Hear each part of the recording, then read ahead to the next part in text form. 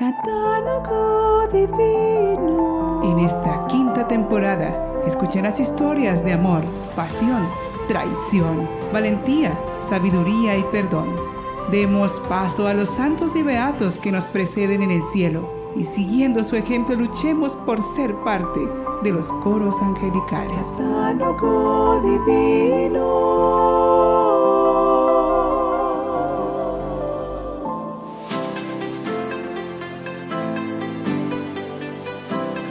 Un saludo fraterno para todos nuestros queridos amigos del Catálogo Divino.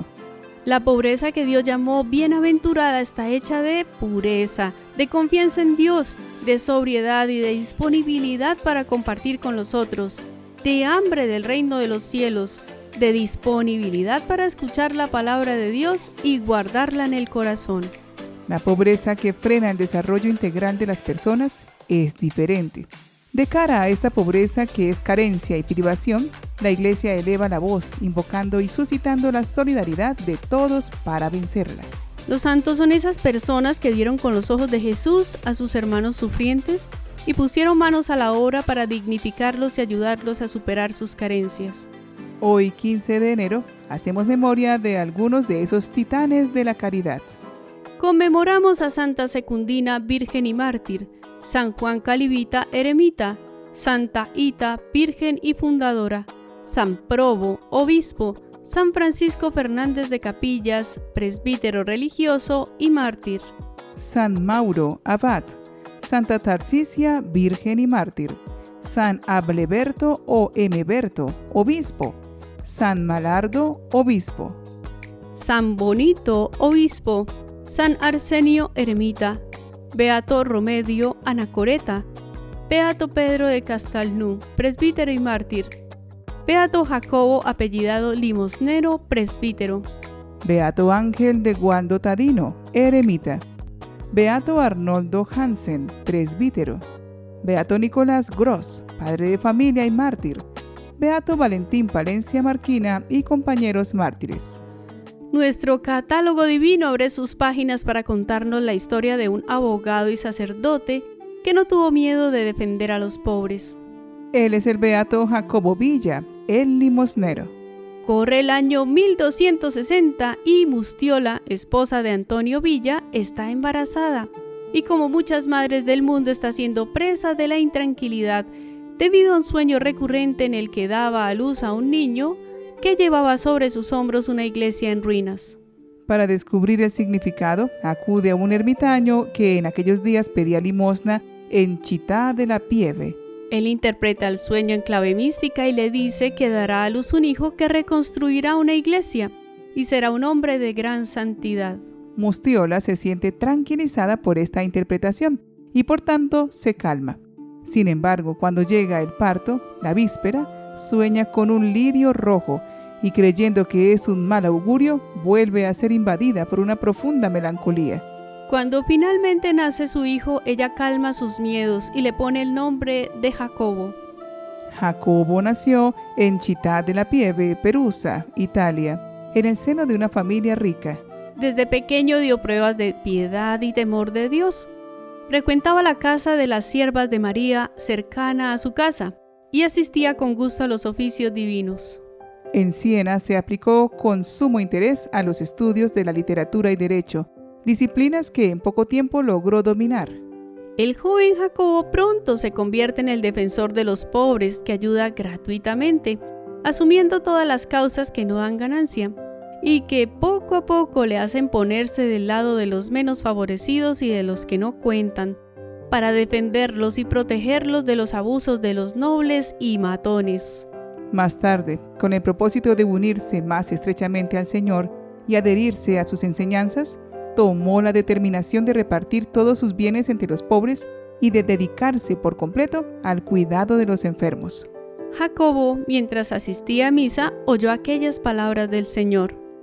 Si uno quiere ser de los míos y no me prefiere a su padre y a su madre, a su mujer y a sus hijos, a sus hermanos y hermanas, y hasta a sí mismo, y no renuncia a todo lo que tiene, no puede ser discípulo mío.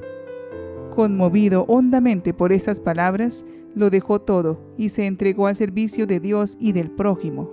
Obtuvo de sus padres el anticipo de su herencia para repartirla entre los pobres, y ordenado sacerdote, quiso ser terciario franciscano para vivir en la pobreza franciscana. De algunas cartas y documentos, así como de las imágenes más antiguas, parece deducirse que este varón de Dios, además de ser terciario o servita, lo era también de la orden de los frailes menores y figuraba en la lista de los oblatos del hospicio de Santa María de la Scala en Siena, hecho nada raro en aquella época. Jacobo, de su propio bolsillo, costeó la restauración de una iglesia y un hospicio situados fuera de la puerta del Becciano. Allí dio alojamiento y atendió con admirable caridad a los más pobres. En la iglesia del hospital se dedicó a la predicación y al confesionario. Vistió una túnica rústica y sobre ella el cordón franciscano. Para sostener el hospital pidió limosna por los pueblos, llevando al mismo a los leprosos y demás enfermos abandonados que encontró. Los alimentaba, los curaba en sus enfermedades y les prestaba los servicios más humildes. Sin embargo, el hospital decayó, pues estaba sometido a la jurisdicción del obispo de Chiusi, que exigía fuertes impuestos anuales, pues para él la atracción de las riquezas era ciertamente mayor que cualquier preocupación pastoral. De hecho, durante las operaciones de reconocimiento de los bienes que se dispone a restaurar para dedicarlos a los pobres, encontró algunos documentos antiguos. Después de examinarlos detenidamente, se da cuenta de que algunas propiedades del hospital habían sido usurpadas por antiguos obispos de la ciudad, que habían malversado los ingresos del mismo. El joven sacerdote quiere impedir esta apropiación indebida de bienes que pertenecen exclusivamente a los pobres. Desempolva entonces sus conocimientos de jurisprudencia y se hace abogado por un momento. Convertido en fiscal de la iglesia y del hospital, se dirige al obispo con los papeles encontrados y trata de manera tranquila y amable de que le devuelvan los bienes. Evidentemente el obispo don Manenti Rimbucho hace oídos sordos porque su familia era propietaria de esos bienes desde hacía muchos años y sobre todo porque los necesitaba en ese periodo en el que fue despojado de todo por la comunidad de Chianciano y Orvieto y solo le quedan las propiedades que tiene en Chiusi. Jacobo no se rinde y en su calidad de fiscal recurre al tribunal de la curia romana que, como era bien sabido, no aprecia mucho a la familia Manenti, que era enemiga de Orvieto. De esta disputa judicial que duró algunos años, finalmente salió victorioso Jacobo, y por eso exigió la restitución en nombre de los pobres y enfermos. Después de una conversación aclaratoria con el obispo de Chiusi, en el camino de regreso, el sacerdote fue atacado por unos criminales que lo asesinaron. Era el 15 de enero del año 1304. No se sabe por qué Jacobo estaba en esos lugares, pero dado que en ese lugar hay un molino y cerca hay un terreno propiedad del hospital, podemos imaginar que fue allí en interés de los pobres que cuidaba. Cuando cogieron a los asesinos, dijeron que murió perdonándoles y pronunciando el nombre de Cristo y de María. Después de su muerte, el cuerpo desapareció y fue encontrado por unos pastores que observaron que en ese lugar crecían espontáneamente hermosas y muy fragantes flores. Fue enterrado en el suelo de la iglesia de San Giovanni, que estaba situada frente al hospital y que servía de oratorio para los enfermos. Después su cuerpo fue exhumado y encontrado intacto, con extremidades intactas, piel, cabello rubio, barba, cabello, cicatriz en la cabeza y el hábito. En 1717, una vez terminada la iglesia en Città della Pieve, el cuerpo fue llevado allí y colocado en una nueva urna debajo del altar mayor. En 1806 el Papa Pío VII, a través de la Congregación de Ritos, aprobó el culto del beato Jacobo Villa. En 1846 el Papa Pío IX concedió a toda la orden servita la facultad de celebrar misa y oficio propios del beato. Ese mismo año, con un acto conciliar, la comunidad decidió entregar el cuerpo al obispo para que lo llevara a Roma. El 29 de septiembre de 1808, el cuerpo fue llevado en procesión desde el monasterio hasta la iglesia del Beato Jacobo, donde aún reposa hoy. Pidamos la intercesión de este santo defensor de los pobres. Señor, Dios nuestro, por cuyo amor el beato Jacobo no tuvo miedo de afrontar la muerte por defender los derechos de los pobres, concédenos que ninguna dificultad nos amedrente en la práctica de la caridad y de la justicia. Por Jesucristo nuestro Señor. Amén. ¿Qué hemos de hacer en favor de los pobres?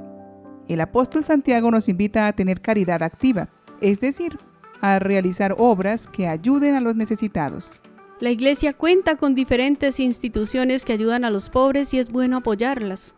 Pero como decía Santa Teresa de Calcuta, los pobres deben saber que los amamos. Es decir, dar nuestro tiempo, dar una sonrisa, dar a Jesús en nuestros actos de caridad. Eso es lo más importante. Beato Jacobo Villa, el limosnero, ruega por nosotros.